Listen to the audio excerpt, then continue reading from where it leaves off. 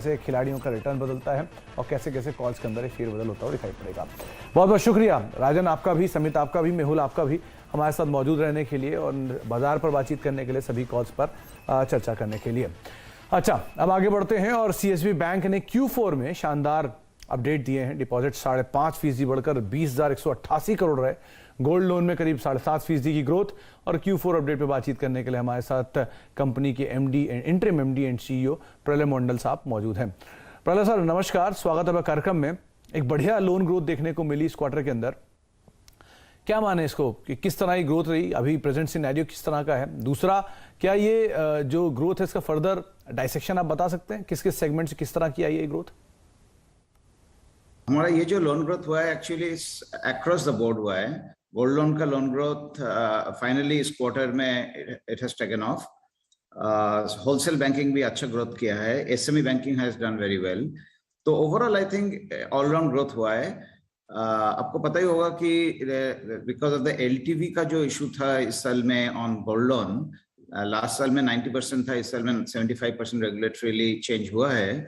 उसके लिए हमारा tonnage growth through out the year हुआ है, लेकिन वो जो 15% का जो हमको गैप भरना पड़ा वैल्यू में, उसको करते करते 3 क्वार्टर निकल गया। तो हम ये क्वार्टर में हम लोग वो ग्रोथ दिखा पाया। So that is why we are able to show this growth.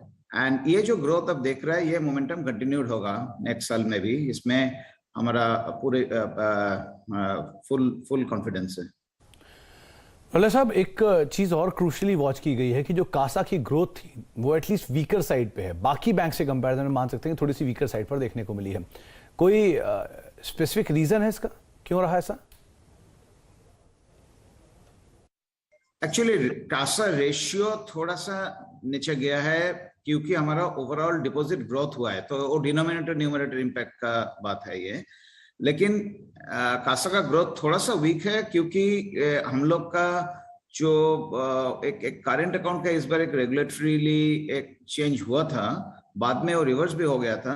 उसमें हमारा थोड़ा सा करेंट अकाउंट में हम लोग थोड़ा सा बिजनेस लॉस हो गया था उस टाइम में, क्योंकि हम लोग इमीडिएटली कंप्लेंट हो गया था जो रेगुलेटरी चेंजेस आए थे करेंट अकाउंट में। तो उसी में हमारा थोड़ा सा लॉस हुआ था, उसको अभी हम लोग मेकअप कर रहे हैं। बाकी में और स्टैंडर्ड ग्रोथ हो रहा है। रेशियो थोड़ा वीक हुआ है डिनोमिनेटर के लिए जी। और दूसरा क्या है कि हम लोग को कस्टमर एडिशन और बढ़ाना पड़ेगा, उसी के ऊपर कोशिश जारी है। तो अगला साल आप देखेंगे। अच्छा, हमारा एक चीज और प्रलय सर, एक चीज और, ये क्योंकि कासा का पार्ट तो क्रूशियल है ही, लेकिन 5.5% के मार्जिन के बावजूद और ये कंपनी के बॉटम लाइन के अंदर क्यों नहीं दिखाई पड़ रहा है? इस तरह की ग्रोथ है तब भी कंपनी बॉटम लाइन पे नहीं आ रहा। और दूसरा, कैसी रही अभी गोल्ड लोन की ग्रोथ, क्योंकि गोल्ड के प्राइसेस काफी चले हैं हाल फिलहाल में, गोल्ड लोन की ग्रोथ कैसी रही? इंटरेस्ट रेट सिनेरियो नीचे की तरफ है, तो एनआईएम्स कैसा रहा? इन सबको क्लब करके देखें तो क्या कहेंगे आप इस पे? देखिए, ये साल थोड़ा स्पेशल है क्योंकि हमारा जो गोल्ड लोन का जो पोर्टफोलियो था उसमें एक तो मैं एलटीवी के लिए जो ग्रोथ नहीं हुआ था, और दूसरा क्या है कि एलटीवी मैनेज करने में थोड़ा सा स्लीपेजेस बढ़ गया था in beginning of the year, which you have seen in the last 3 quarters. हमारा जब रिजल्ट्स आएगा आप देखेंगे कि हम लोग कैसा मैनेज किया उसको, और हमारा अभी गोल्ड लोन पोर्टफोलियो परफेक्ट है in terms of slippages, NPA, portfolio quality, growth, everything. But ये जो करने में थोड़ा जो टाइम लग गया, इसके लिए इसका इम्पैक्ट ऑपरेटिंग प्रॉफिट में थोड़ा सा आता है, क्योंकि नेट प्रॉफिट में थोड़ा सा आता है क्योंकि वो एनपीए थोड़ा सा ग्रॉस एनपीए बढ़ गया था। ओके, लेकिन हम अब देख रहे हैं क्वार्टर ऑन क्वार्टर हम लोग उसको कैसे मैनेज कर रहे हैं, और फाइनली वो in the whole ecosystem it will come out in the end of this quarter how we have manage the whole thing. So that's one. Secondly, हमारा वॉल्यूम ग्रोथ थोड़ा सा कम हुआ है ओवरऑल, सो हमारा बैलेंस शीट थोड़ा सा volume बढ़ाना पड़ेगा। जब वो बढ़ जाएगा ऑटोमेटिकली ओवरऑल प्रॉफिट भी बढ़ जाएगा, क्योंकि रेशियो जितना भी अच्छा हो, आपका बैलेंस शीट का स्केल नहीं बढ़ेगा तो आपको वो ग्रोथ नहीं दिखाई देगा।